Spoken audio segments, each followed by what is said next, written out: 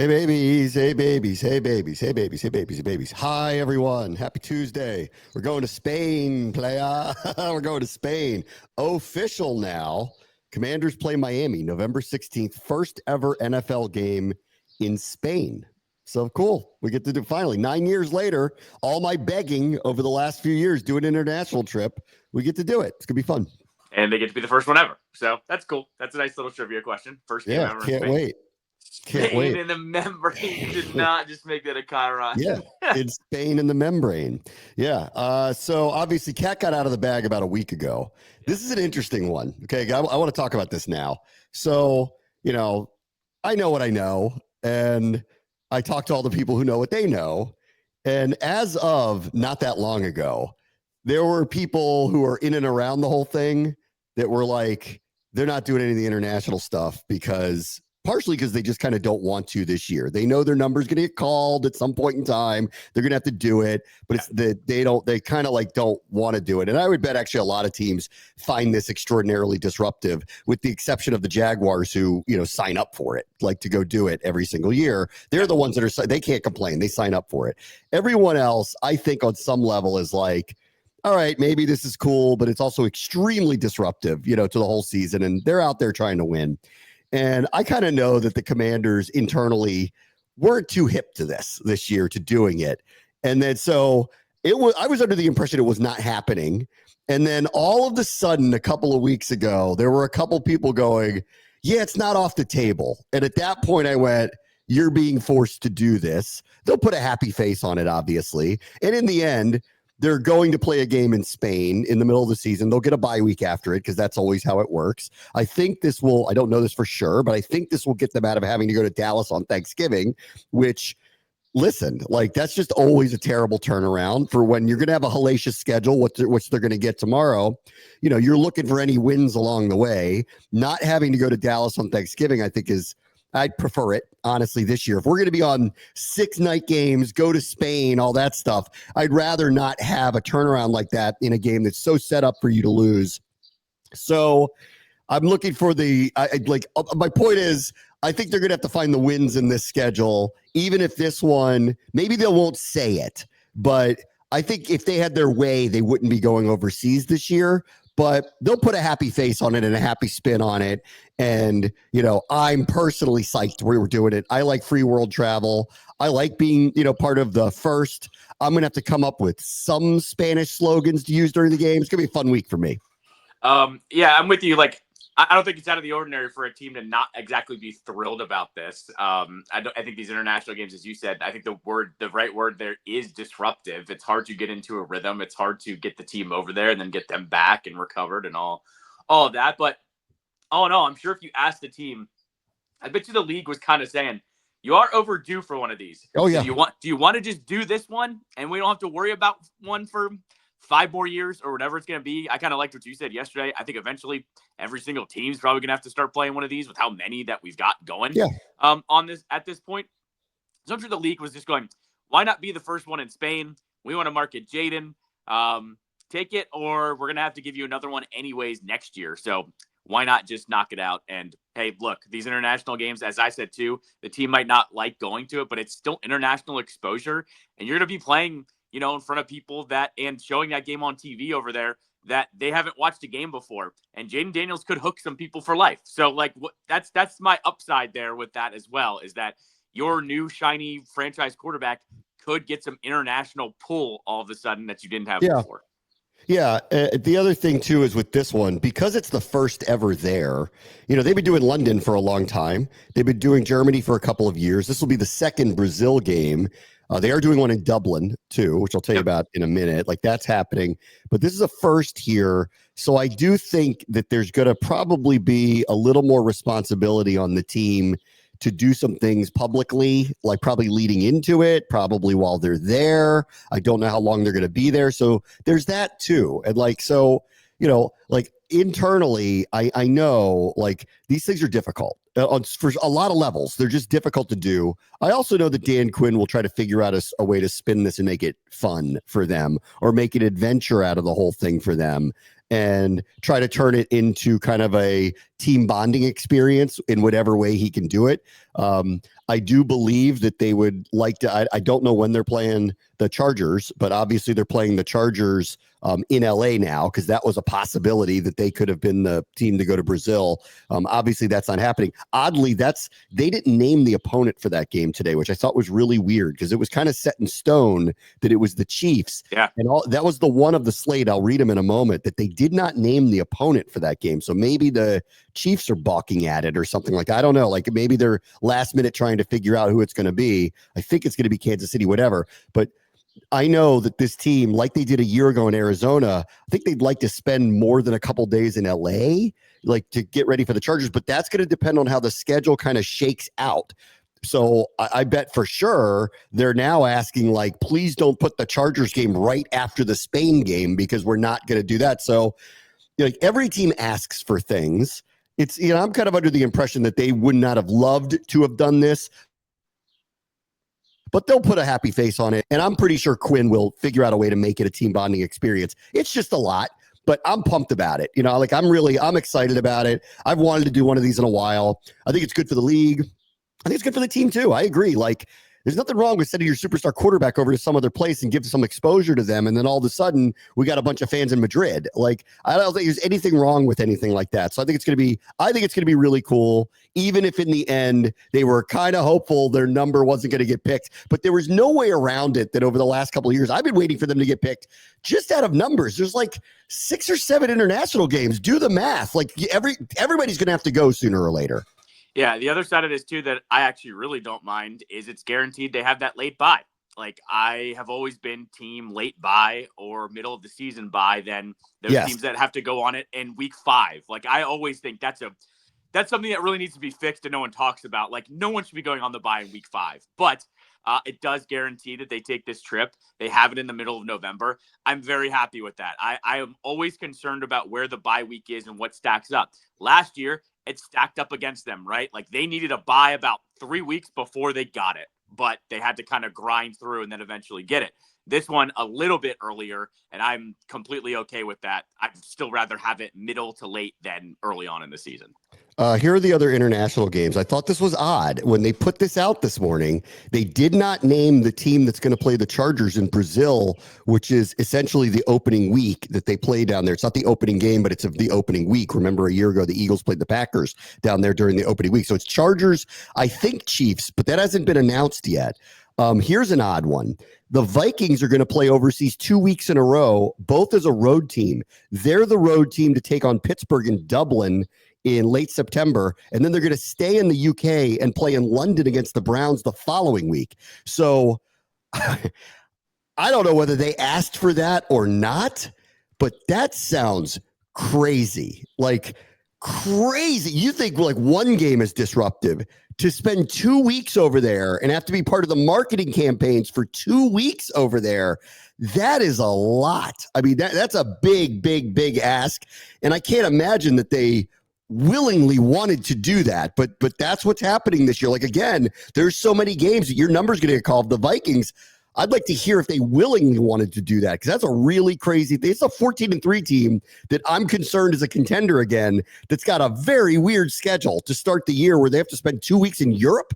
Like, that's going to be very, very disruptive. London, the following game, October 12th, is Denver Jets. October 19th is Rams Jaguars. Then in the 2 Berlin games, November 9th, Falcons Colts. And then, one Berlin game, and then obviously the Madrid game. We're the last international game, November 16th. All right, so that's the international slate. That's what we got today. The other thing that we know about the Commanders' schedule is that they're playing before Christmas. The Saturday before Christmas, they're going to host Philadelphia. So that's a huge game.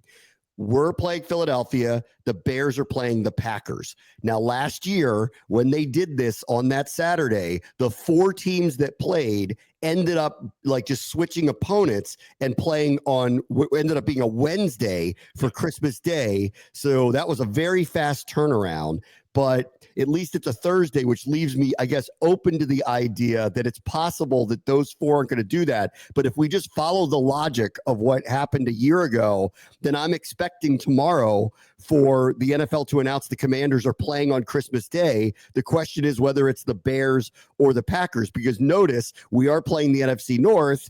So are the Eagles. So it looks like it is set up for Christmas Day to be a change of those opponents. And then immediately everyone's like, well, I guess we're going to Green Bay because we're playing the Bears here this year. We're playing Green Bay there.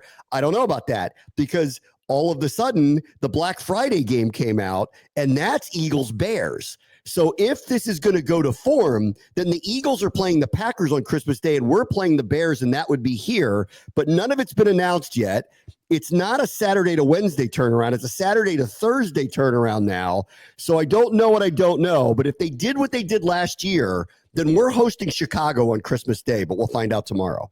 Yeah, and that Black Friday game is official though. So that did come out. So like what you can deduce there is that if they are playing on Christmas, they are most likely hosting the Bears here. If that is the case, I'm excited. Like, color me excited about that. I think a Christmas Day game on Thursday against the Bears is very, very cool. I'm just about that life if that happens. I will say that, though, the NFL, once again, I have to commend them because I kill leagues all the time for what they do. Setting up those games on Saturday to get some normal rest here, finally. Like, they're doing some of these smart decisions that we've talked about for so many years where it's going, why are you not just playing a day early so these teams get the normal rest? I'm happy that they are finally doing some of this stuff that the players are like, dude, give us an extra day off. By the way, that Saturday, I think it's December 20th is the exact date. Yeah. Epic Sports Day. You've got 2 NFL games and 3 college football playoff games. That's like football palooza that Saturday. That's what I used to call Rot Fest. You are on your couch all day long for that one. So 2 really big games. And I guess now you can kind of start deducing if they are playing the Bears, that's 2 home games in 5 days, and that's in December. So you could kind of say they're going to be on the road at least a little bit more frequently than at home at the end of the year, you would think. So I think this is what's going to happen because this is what they did a year ago, but I'm not really totally sure because the turnaround isn't Saturday to Wednesday to play on Christmas Day. It's Saturday to Thursday, and teams playing on a Sunday to play on a Thursday, that's normal practice in the NFL these days now. So I don't much of a certainty as it was a year ago when they set it up that way. But if they do what they did a year ago, then this is what is going to happen. And it's not that this is a big surprise because I've talked about this a lot. Their schedule is going to be rough just because of the opponents that they have. NFC North, AFC West, it's going to be a very rough schedule just in general. But if that were to Eagles December 20th, Bears Christmas Day 5 days later, both home games, these are going to feel like playoff games. Like one of them we know we're going to be chasing hopefully to probably win the division.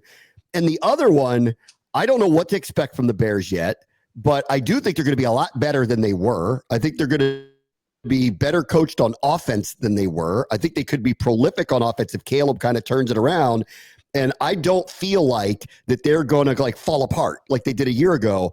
This does set up for massive home games in a 5-day stretch if that works out at the end of the season. It also lines up with what we have normally come to expect now. Unfortunately, like you and I hate this part of the schedule.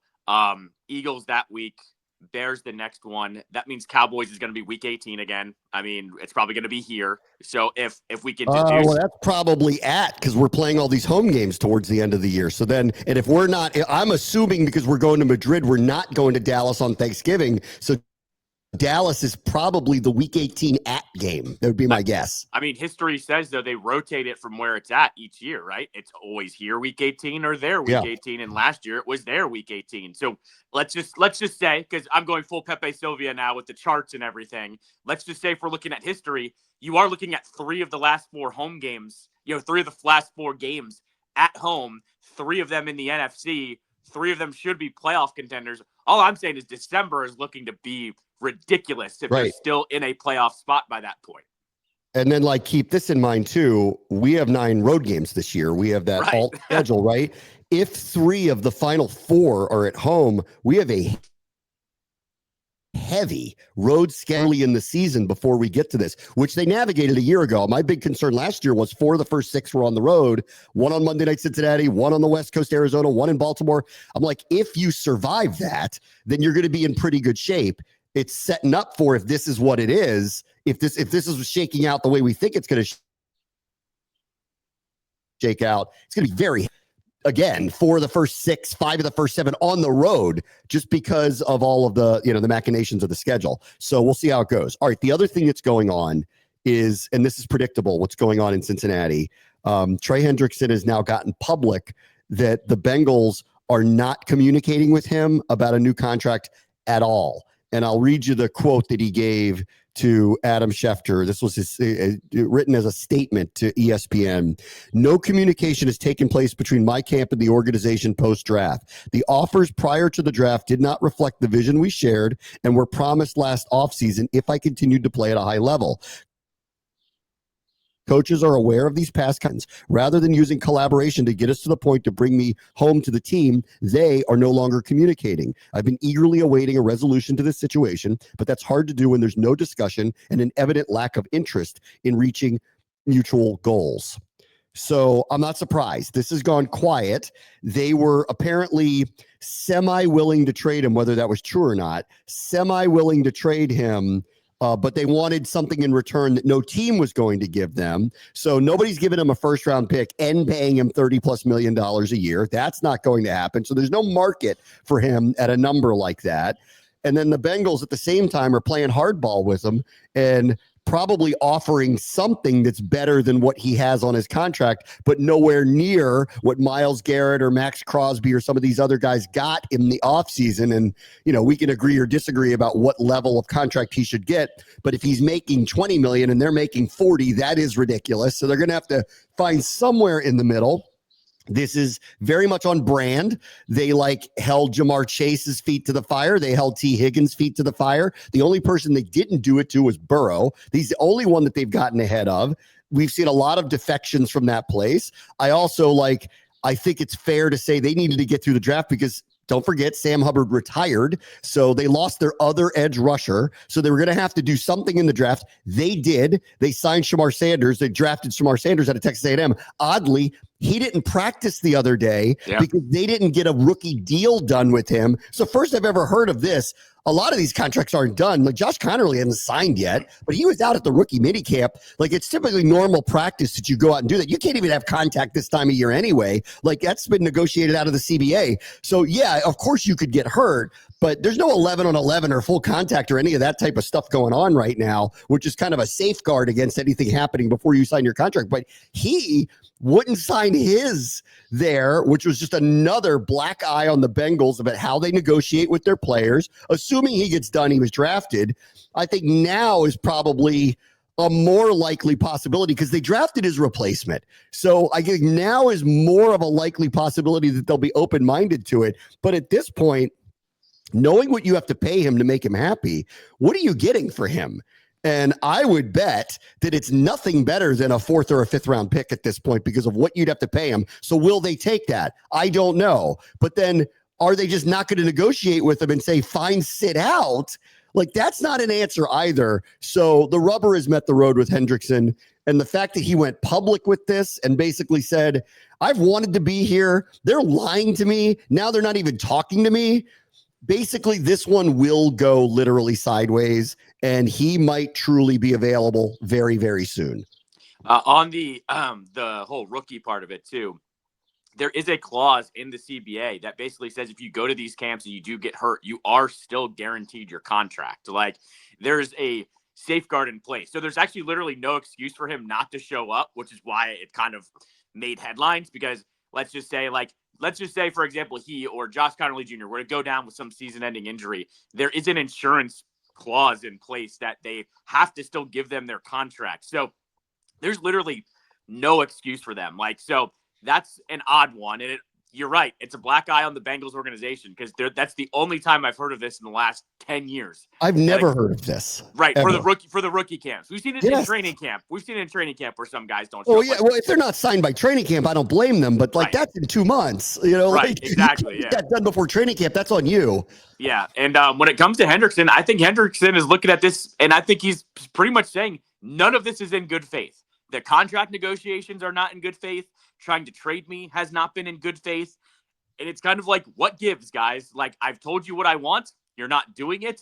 How else do I get this to move? And that's when you go to Adam Schefter. Like, that's when you have to go to the biggest reporter in the game to say, I have told them what I want, and they're not even talking to me anymore. He has every right to come out and do all this. And I'm with you. I don't know what the compensation looks like, but it's a couple of the wrong things stacking up.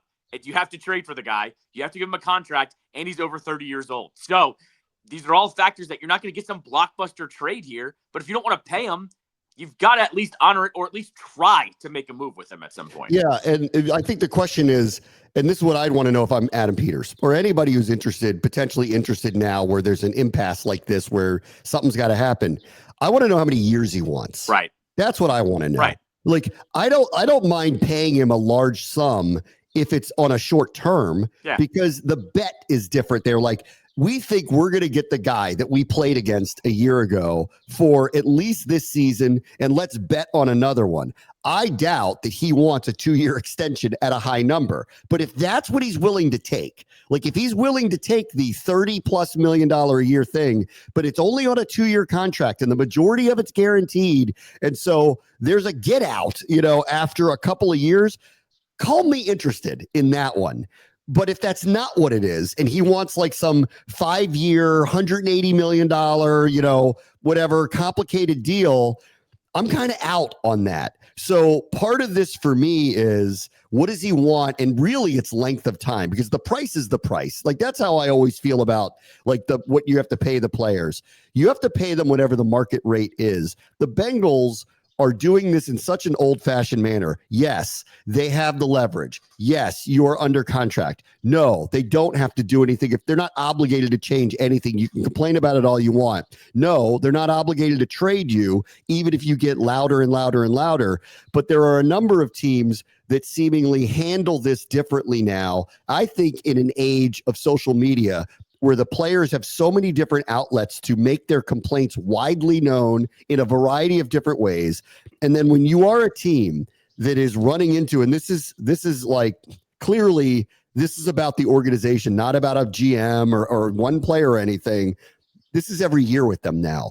Their prominent players are openly and actively complaining because the team doesn't want to pay them the going rate. But the going rate's the going rate. Like, the whole thing with Jamar Chase to me was ridiculous. He might be the best receiver in the NFL, and he's like 25 years old. What questions do you have? What exactly, who are you going to get that's better than him? You're not. 2, he's already been there. You know what he can do. He's the best receiver in the NFL with one of the best quarterbacks. This isn't even a tough problem to try to solve. There's no math equation to make here. With Hendrickson at over 30, and you're paying Chase, you're paying Higgins, you're paying Burrow, you have to make a choice here.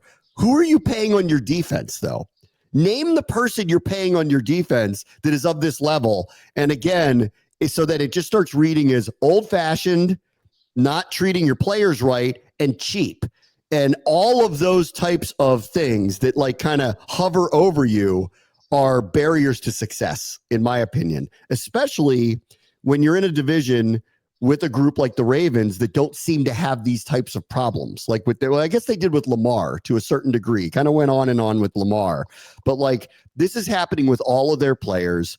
And I get it. They don't want to pay him some crazy number because of his age. And they may be like, listen, man, you're really, really, really good and good for us, but you're not this other guy. We can't pay you. Like I'll hear out all of the tough negotiations, but whatever he's making right now is nothing close to what he should be making. Everybody knows that. I'm sure this guy sounds like he wants to be there and is willing to be quote unquote reasonable, and they won't even talk to him about anything even close to a market deal. Trade him, guys. Like, if that's what it is, trade him. And because you're hanging his feet over the fire, you can't even get full value for the guy anymore. Like, they're mishandling this really, really, really, really badly. Well, and like the other side of this too is it's not like this is some unreasonable timing either. Like I kind of scratched my head at the Pickens trade and the timing of it all, right? That it happened after the draft for two teams that had some needs. Whatever though, they got it done. Hendrickson's been talking about this since the week after the Super Bowl, essentially. Like, he got way ahead of this. Actually, it was the week before the Super Bowl, because remember we were saying they had to sign both the receivers and him, right? So he's been way ahead of this. Like, there's a right and a wrong way to go about this for player and for team. Hendrickson has gone about this the right way. He hasn't been outlandish with his demands. He's saying just, like, either give me the deal or trade me, and the Bengals aren't doing it. And here's really the deal here, too. The Bengals have this reputation of being a cheap franchise, of being a franchise that doesn't do things the right way. More than ever, players are paying attention to that these days. Like, this gets out way faster than it used to. There is a reputation for this. And if you're the Bengals, don't you want to buck this trend at some point that you are this cheap franchise that doesn't know how to operate, yet you have signed Joe Burrow. You did sign both your wide receivers this offseason. Yet here's another one, though, where a guy's going about the right way to make it into the next phase, whether that's being traded or signed, and you're doing nothing about it. Like, those are just signs of a bad organization, and that's something that we've known about the Bengals for a long, long time. Yes. Like, do they want a player attached to a trade? I've got a position group you talked to us about. Yeah. Do you want, like, and then what? A low pick to go along with it? Okay. The answer for me that I'd want to know from Hendrickson, if we were truly interested and they were truly interested in actually trying to figure something out, term. The price isn't the problem. It's how long. Is he happy with a 2-year, almost fully guaranteed, like $30+ million a year, but 2 years? That's it. Like, is he up for something like that? And if he is, then let's figure this out. If he wants a 7-year contract, I'm out no matter what the price is. And then you got to get the Bengals on board with, are they okay with trading him for not a first or second round pick? Because that's not what anybody seemingly is going to give them. So it's very complicated still, but this is where I thought this would land. It got too quiet and nothing was happening. They've already paid 2 players. I could already see it. Like, I remember when Strasburg and Rendon were both up, and I'm like, even if they wanted to keep both of them, there is no chance this ownership group is going to pay them both that kind of money. So they made a choice of one of them. These guys chose Higgins and Chase. They're not paying a third. It's too much to bear for this old family that has been doing this business since 1922. Like, they can't understand the idea of giving $500 million to 3 players. Like, it's just out of the realm of possibility to them. So he's going to get moved, I think. And the question is, what does he want? And if the number is reasonable, and I mean just in term, I'm interested in it. I will say this, and I always love to repeat this. To tell you what that family is all about, I will never, ever forget when Adam Schefter tweeted out the Joe Burrow extension. The quote back to him from the ownership was, "Business is booming, and we like that."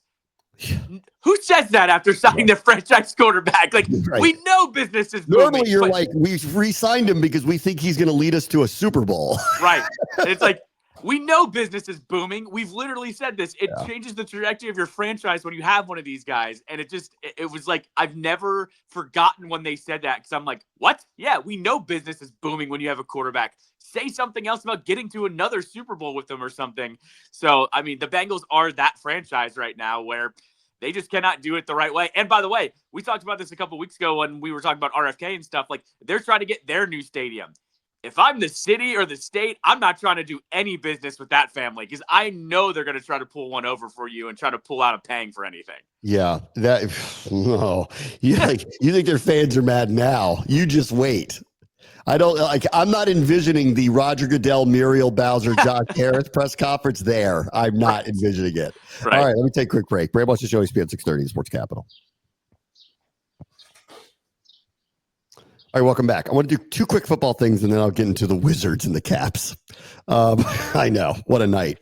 I got to say this. Like, Chris Berman, they just extended Chris Berman's contract at ESPN. So he will be there through 2029, which would then make him, he's one of the originals. So he will be at ESPN for 50 years. Bill Pito, my old colleague who was at ESPN years and years ago and left while I was still there and has been, I think he's still at MSG Network and probably loving life with the Knicks, like what's going on with them. But he had this one line that everybody used to use all the time. Like when something ended, he would always go, "That was a good run, Shug." I'll tell you what, ain't nobody got anything on Bourbon if he actually sees this thing through. 50 years on the air at what started as a startup that became the worldwide leader and then became a behemoth. That's a run that nobody will match ever. Like no matter what his role is limited as it may be. That is a run there. That's not a good run. That is a historic religious run. That is unfreaking believable. Unbelievable. And also, Boomer, like, you know how this works up the worldwide leader? Been a good soldier the whole time, too. He's been put on the home run derby, taken off the home run derby. The highlight with Jackson thing used to be Prime. Then they kind of like made it like I forget what they did with it. Like they either made it digital or like pulled it back because no one was watching. Eventually, I guess people forget, and I feel like I'm showing my age here, is you used to watch the highlights on ESPN on Sunday nights. Then Sunday Night Football came around, and that wasn't really a thing anymore. Because you couldn't see the highlights until 7:00. Right. And they were the first to do an extended highlight package. Yes. And I will still argue that the NFL did not know how popular it was until that show came out. And the ratings were off the charts because people were not just seeing the one in-game touchdown during the course of the day. They were seeing these 3-4 minute highlight packages and breakdowns, and it was must-watch television for football fans. And of course, Boomer is, I know some people like to make fun of him. He's amazing at doing highlights. Absolutely amazing at doing them.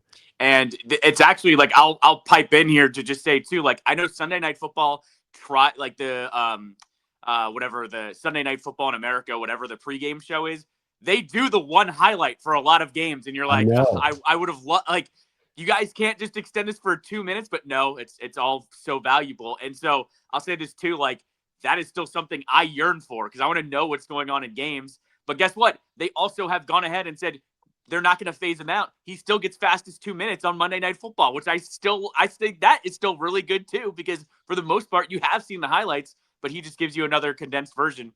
Good run by Boomer. Unbelievable run. And like, during the Monday Night Football, like my son sees this, he's 12.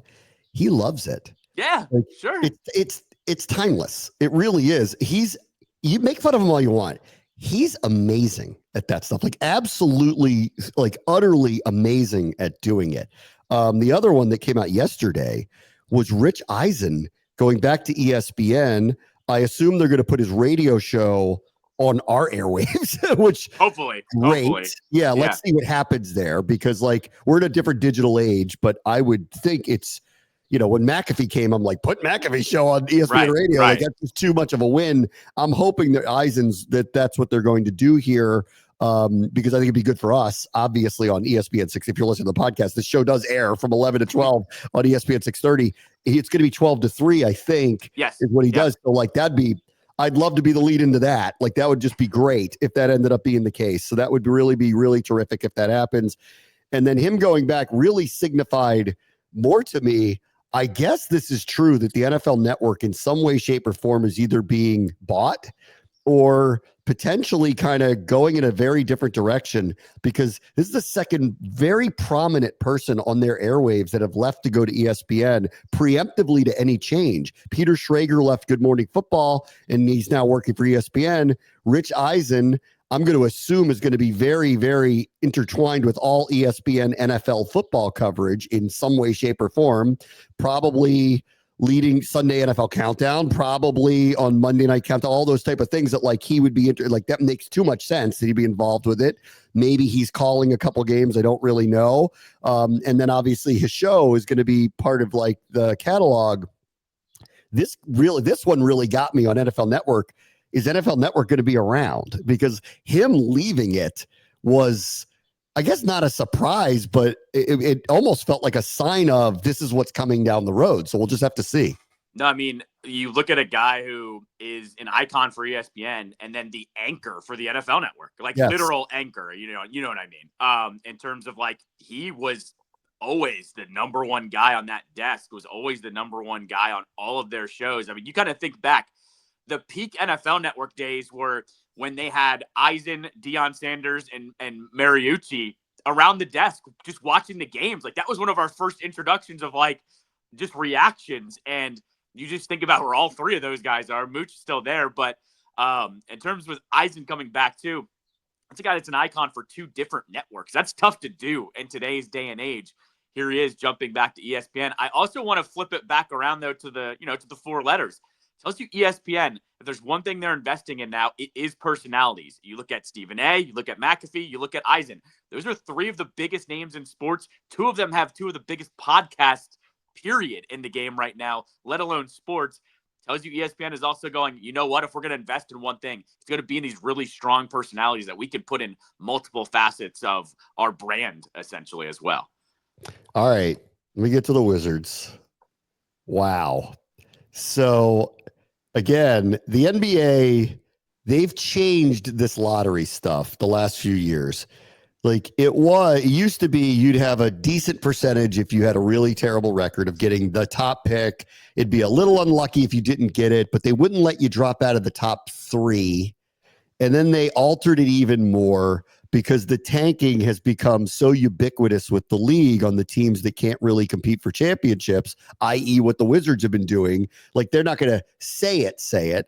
Or like a couple of years ago when there was like an injury late to the Mavericks and Cuban was basically like, pull people out. Like, let's just not make the playoffs. Remember, they got fined for that because they're like, you know what? I'd rather have a chance at the lottery than to make the 10 spot and get bounced in one playoff game and then not be in it. And I understand thinking like that. Like, they've made it so that it's not like definitive that you're going to end up with a very high pick, and the Wizards and the Jazz, for that matter, who had the 2 worst records in the NBA this year, are both 5 and 6 this year in the lottery out of luck.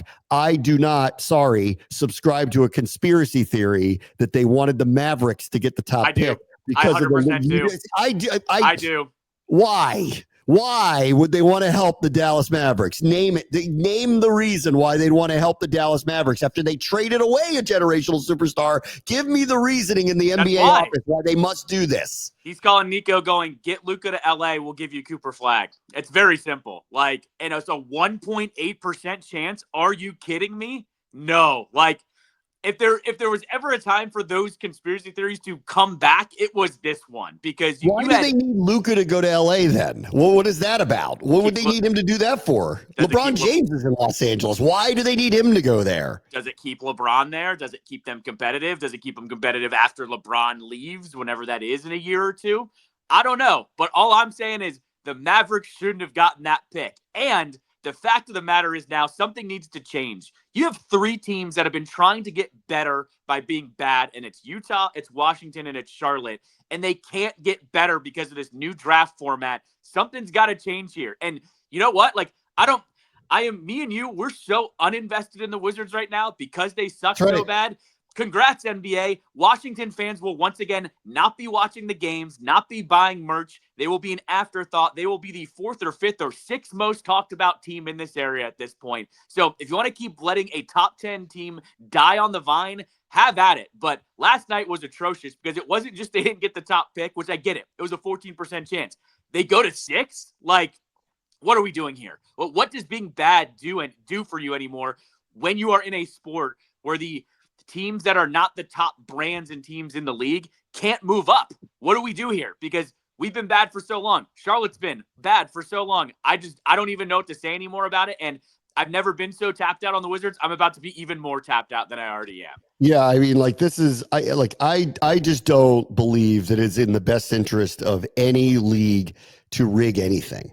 Like, I don't believe that. Like, every time I hear any conspiracy theory about, like, last year with the refs with Mahomes, like, okay, yeah, he's getting calls. You want to know why? Because he knows what the rule book is and he's using it to his advantage. You have a problem with it? Change those rules. You're able to do that. Belichick did this for years. Oh, they're helping out Belichick. No, he just knows the rule book better than you and he's using it to his advantage. You want to change it? Change the rules. Like, you don't like what the Eagles are doing with the tush push? change the rule about it. I don't think they should ban the play, but the pushing people, I thought that was, you weren't allowed to do that. Like, change the rule. I just don't believe that, like, the NBA, if it was ever found out that they actually did rig this for anybody at any point in time, it removes the legitimacy of the league away. And I also wouldn't understand, why must the Mavericks have Cooper Flag? Like, what would be circulating in the NBA offices going, you know where he has to be? Dallas. Like, I just can't imagine that any conversation like that would ever actually happen. This is a glorious, ironic, put up your tinfoil hats if you want to, like, amazing coincidence with a very low percentage to it, because I'm done with any league if they rigged anything. I would be done with any league that did it. So I don't believe that they did. I'm being facetious for the most part. What I'm getting at here is, like, they need to fix this lottery, and they need to start adopting what both the MLB and what the NHL have implemented. The NHL has done a great job. They basically said you can only get the top overall pick once every 5 years. But when you're the worst team and you win the lottery, that's it. And I think they've said you can only move a maximum of 5 spots in those 5 years too. So, like, when you tank and you get the ball to break your way, you then stay that way for at least 5 years. If you go to the MLB, it's kind of the same thing. The Nationals, they should have had the first overall pick last year, but they had already had it. So, or they had it last year, and then they couldn't get it this year. So they had to drop to, I think, 3 or 4, something like that. There's ways to make this so teams don't suck for as many years. But the fact of the matter is that you're letting in some of these other teams and they're winning the lottery is atrocious.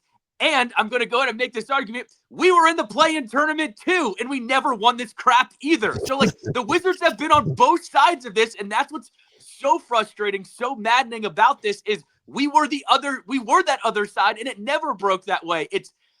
I don't even know what to say anymore about the luck of this franchise, because they've tried it every which way to get better, and it's not working. And at some point, you do have to look at the league and go, what the hell do we do? Because we're trying everything to get better, to get a better player, and it's not working. Yeah, I guess. The last thing I just want to say about it is, when you are a team that's pinning your hopes on an unknown future of a collegiate player, I think your priorities are just off. And, like, that this entire year, this is why I was checked out. This entire year wasn't about them. It was about how bad could they be so they could get this other guy. Now they don't even get this other guy. Good luck checking me back in. I mean, like that's the reality of it to me. The reality of it is that's the league, though, unfortunately. Like the Wizards are just playing the game that they have to play right now. Like, I wouldn't blame the Wizards for that. It's the same thing we just mentioned about the Saints yesterday. The Saints don't have a quarterback. They might not sign one heading into the season. Is that the worst thing in the world if they can get one in the draft next year? They're just playing the game too. So this is a league problem, and especially when you're a team like the Wizards where players aren't clamoring to go to you. It's the only way to change and get better at this point. I look at the Knicks and I go, you know what? Like, the reason why they turned around actually was Jalen Brunson, and I don't think anybody knew how good he was going to be when they acquired him. So, like, there are ways to go about this to make your team competitive that don't involve this and don't, like, involve the luck of the draw, which they clearly do not have. All right, we'll be right back. Very much to show ESPN 630, the Sports Capital. All right, welcome back. Oh, man. This is tough. This is a tough one for me because I love Carberry. Like, I've said that a million times. I love this team. I thought the Caps had really a great season. I thought it was not only just a great season, a historic season. And at the same time, typically two things don't happen at once. You're going to try to break this record and be really good all at the same time. I didn't like the way they played down the end, but I thought they got the right opponent in the first round, and they took advantage of that opponent. They were pushed, but they got through. And I'm not going to complain about winning a series in 5. This series has been, and it started from the jump. The other team is outplaying them to a degree that it's almost embarrassing. I don't want to go there yet, but it's almost embarrassing. I was texting people last night going, we're getting punked here. Like, how many passes are just being intercepted at the blue line? That 4-minute penalty at the end of the first period, short of a last second chance that they got on it before going into the intermission, and it carried over for like 20 seconds or whatever into the second period. they couldn't even get into Carolina's zone. Like it couldn't even enter their zone. Intercepted passes, quick clears. They look discombobulated. Carolina has beaten them to every puck. They embarrassingly hold the puck in Washington's end. There were two incredible breakdowns that the TNT crew did of like, it was primetime style actually, like that showed the first goal that Carolina got. And they did it for like 90 seconds where they showed the sustained pressure from up above that's happening, where the Carolina Hurricanes are waiting for where pucks are going to go, where they're going to be. They're beating them to everything. And eventually the bow breaks and the volume and all this stuff leads to a goal. And this has been going on for 4 games now. The Caps have been wildly outclassed in this, and I don't even know really what you can even argue that this has even been close. It has not been. No, the Caps came out for a 1 game, and they didn't really blow them out in that 1 game either. Had a better effort, and I've said this to you, before the season started. Go look at the metrics. The Caps start off games really well, and then they get worse as the game goes on. The Hurricanes get better as the game goes on. We've seen it now the last 2 games where the Capitals had an amazing start last night. Again, yes. Protas hits a post. They are buzzing. Wilson's banging, and McMichael had an opportunity early that unfortunately did not go in. Yeah, and so once again, Anderson just needs to weather the storm for 10 minutes, and then they settle in, and then they take you out, and that's exactly what happened again last night. And I don't know what that is. Do the Caps need a better conditioning? That's literally what I'm asking, because why do you play so well at the beginning of these games, but then you can't, keep the sustained pressure going? I don't know. And I'm with you. They have been outclassed in this series. And when they got that 4-minute power play last night, that turns into 1, you got to score 1. You really got to score 2. And if you don't score any, they're going to kick it back the other way and they're going to end this game. That's essentially what happened on the other side of that one. This has been pretty bad. And I'll say one thing here, too, that I think is worth saying.